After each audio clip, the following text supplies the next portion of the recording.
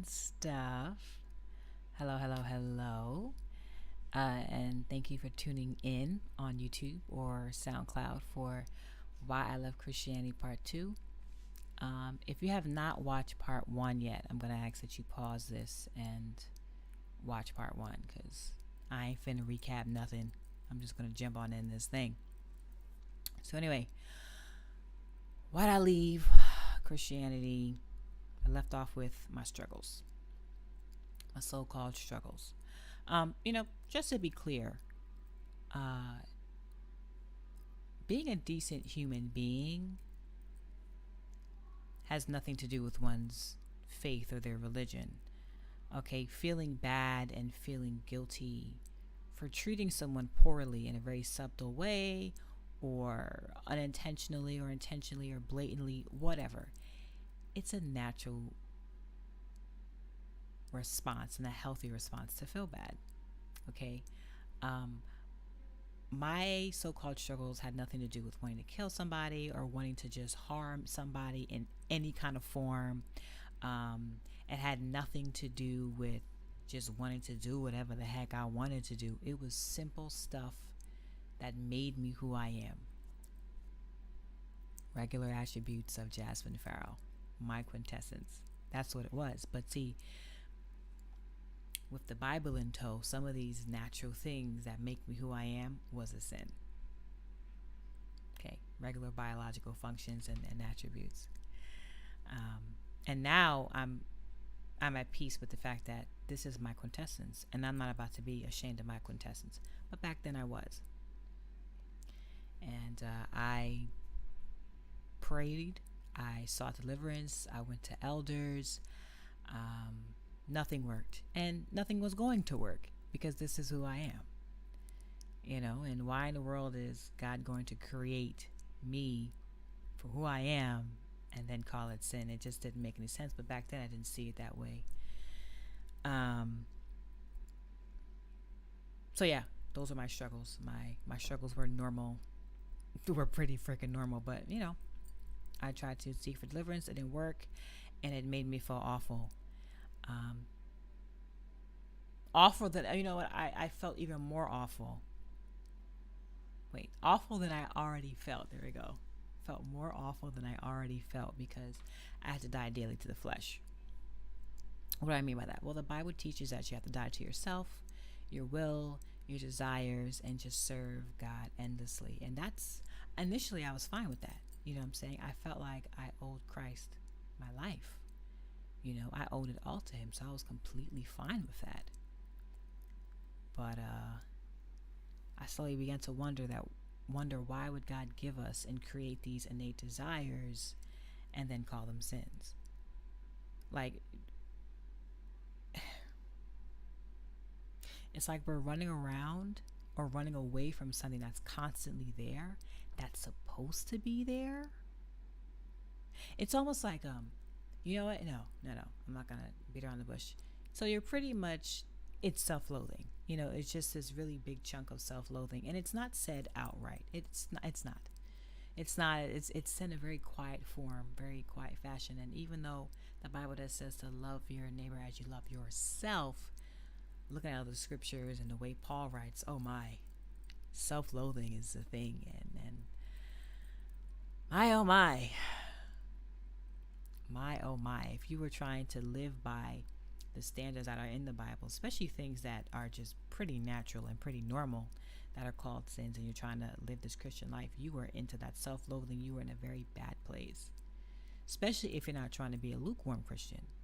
Okay, because there is a lifestyle and there is a standard, okay, that the Bible has. Okay, and then you have to hold yourself accountable. Plain and simple. And I ignored it. I ignored it. I rationalized. I shut myself down. I was like, you know what? I'm just being rebellious and foolish.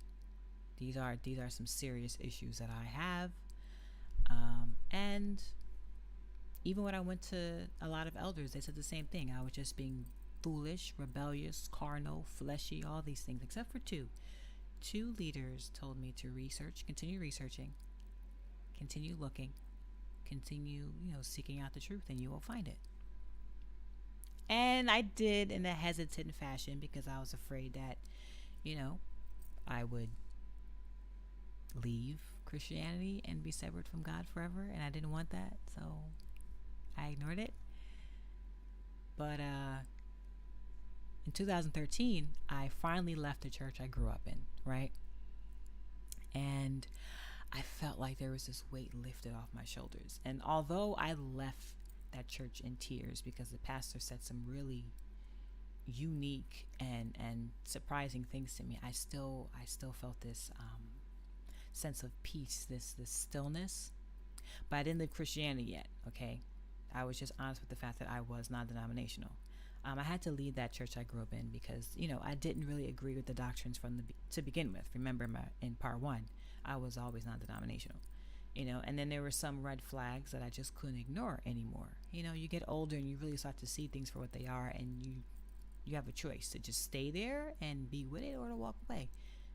I ain't with it. I wasn't with it, so I walked away. So, 2013, I'm looking for a church home, and while I'm looking for a church home, I'm finally honest with the fact that I got these doubts, I got these issues with Christianity. So I prayed. I'm like, all right, God, I got these issues. Okay, and you said seek and you will find, and damn it, I'm going to seek. And I know I'm going to find. So I started looking for some outside sources that confirmed the Bible's history, and I didn't find much.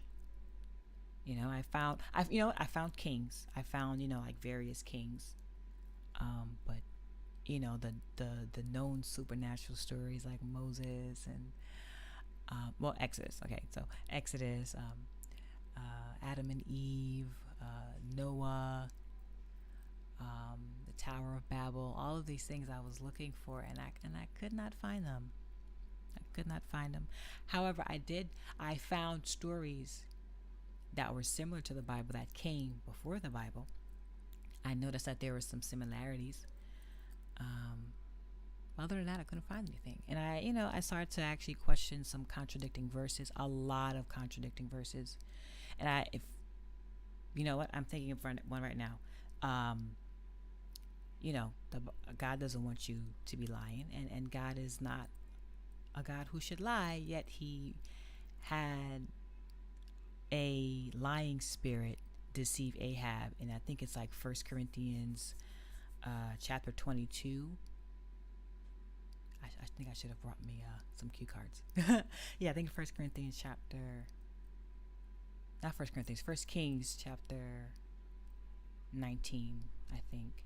Yeah, so he did that, and I'm just like, I ain't with it. And there were just a couple of scriptures I just wasn't with, and I couldn't just say, well, you know what, I'm not going to question God. Like, I just couldn't bury my hand and my head in the sand anymore. Like, I couldn't do it.